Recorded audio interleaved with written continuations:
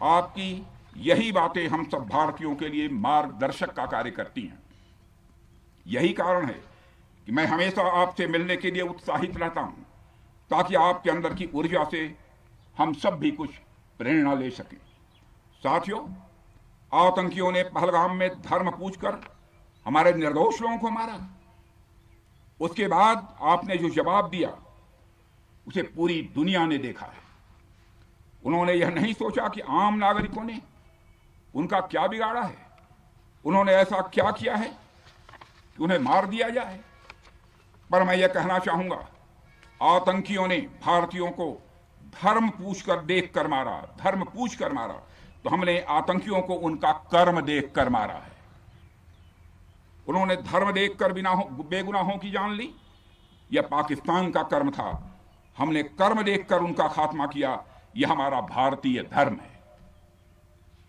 एक रक्षा मंत्री के रूप में मुझे आप सबको बेहद नजदीक से वर्षों से जानने का और समझने का अवसर मिला है।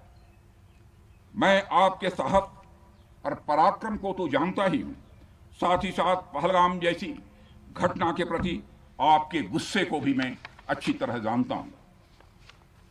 साथियों, मुझे पता है कि पहलगाम के बाद आपके अंदर गुस्सा था, पूरे देश के अंदर गुस्सा था। मुझे पता है कैसा महसूस होता है जब धमनियों में बह रहा रक्त बेकाबू होने लगे। और मुझे इस बात की खुशी भी है कि आपने अपने गुस्से को सही दिशा देते हुए बड़ी बहादुरी और सूझबूझ के साथ पहलगाम का बदला लिया है। रही बात पाकिस्तान की, तो उसकी बात ही क्या करूं आपसे। वह देश तो मांगते मांगते अपनी जहालत से एक ऐसी हालात में आ गया है कि उसके बारे में यह भी कहा जा सकता है कि पाकिस्तान जहां भी खड़ा होता है वहीं से मांगने वालों की लाइन प्रारंभ हो जाती है। अभी आपने सुना ही होगा कैसे वह फिर एक बार इंटरनेशनल मॉनेटरी फंड IMF के पास कर्ज मांगने गया। वहीं दूसरी तरफ हमारा देश है कि हम आज उन देशों की श्रेणी में आते हैं जो IMF को फंड देते हैं ताकि IMF गरीब देशों को कर्ज दे सके। ऐसी स्थिति में हमारा यह भारत है। रामचरितमानस में स्वामी तुलसीदास जी ने लिखा है, जहां सुमतितः संपत्ति नाना, जहां कुमतितः विपत्ति निदाना। यानी जहां सुमति होती है, अच्छी नीतियां होती हैं, वहां सुख और समृद्धि होती है, और जहां कुमति होती है, बुरी मति होती है, केवल दूसरों के हित की भावना होती है, वहां तरह तरह की विपत्तियां स्वाभाविक रूप से आती ही हैं। पाकिस्तान जिसका जीता जागता यह उदाहरण है। साथियों, भारत के बारे में पूरी दुनिया यह बात जानती है कि हमने हमेशा शांति को प्राथमिकता दी है। हम आमतौर पर युद्ध के समर्थक कभी नहीं रहे, लेकिन स्थितियां जब इतनी विकट हो जाएं, जब देश की संप्रभुता पर आक्रमण होने लगे, तो जवाब देना यह आवश्यक हो जाता है। राष्ट्रकवि रामधारी सिंह दिनकर जी की पंक्तियां आपके सामने रखना चाहूंगा। रुग्ण होना चाहता कोई नहीं, रुग्ण होना चाहता कोई नहीं, रोग लेकिन आ गया जब पास हो तिक्त औषधि, कड़वी औषधि, तिक्त औषधि के सिवा उपचार क्या, शमित होगा वह नहीं मिष्ठान्न से। यानी कोई बीमारी अगर लग जाए वह मिठाई से दूर नहीं होती है, उसके लिए कड़वी दवा ही काम करती है। इसलिए आतंकवाद जैसे रोग के लिए भी ऑपरेशन सिंदूर जैसी दवा की बड़ी जरूरत हो गई थी। साथियों, पूरे देश में हमारी सेनाओं को और हमारे सैनिकों को एक सम्मान की दृष्टि से देखा जाता है। एक सशक्त राष्ट्र वही होता है जो अपनी सेनाओं को सम्मान के साथ साथ आधुनिक हथियार और साजो सामान भी दे जिसकी उसे जरूरत है। मुझे गर्व है कि आज प्रधानमंत्री जी के नेतृत्व में सरकार हमारी सेनाओं के लिए यह सब सारा काम कर रही है।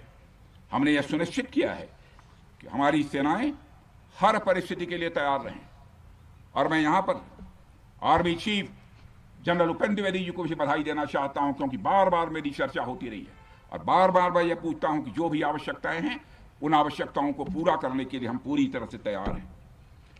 और इसलिए कि इसके लिए हम वर्ल्ड क्लास बेहतरीन गुणवत्ता वाले साजो सामान अपनी सेनाओं को देने की कोशिश कर रहे हैं।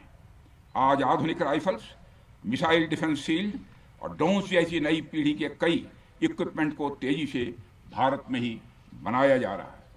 साथियों, इसके अलावा सीमावर्ती इलाकों में हमने जो काम किया है वो आप सब देख रहे होंगे। आज एलएसी और एलओसी पर भी कनेक्टिविटी है, वैसी पहले शायद कभी नहीं थी। हमने हर स्तर पर यह दिखाया है कि हमारी सरकार केवल युद्ध भूमि पर ही नहीं बल्कि व्यक्तिगत रूप से और पारिवारिक रूप के साथ अपने सेना के जवानों के साथ खड़ी है। साथियों, अंत में एक बार फिर आप सभी को आपके शौर्य और पराक्रम के लिए हृदय से हार्दिक बधाई देता हूं। मैं आपको यह आश्वासन देता हूं कि हमारे प्रधानमंत्री जी के नेतृत्व में देश की सरकार और देश की जनता हर कदम पर, हर स्थिति में आपके साथ कंधे से कंधा मिलाकर खड़ी है।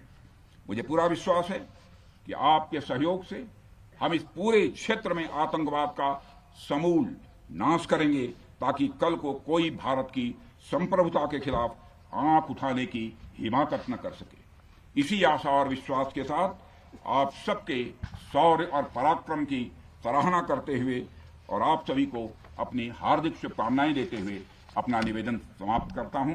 बोलिए जय हिंद, जय हिंद। यहाँ का घोष वाक्य क्या है? इस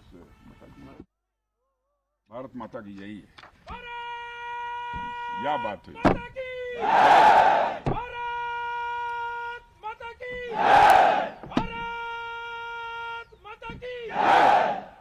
और अच्छे।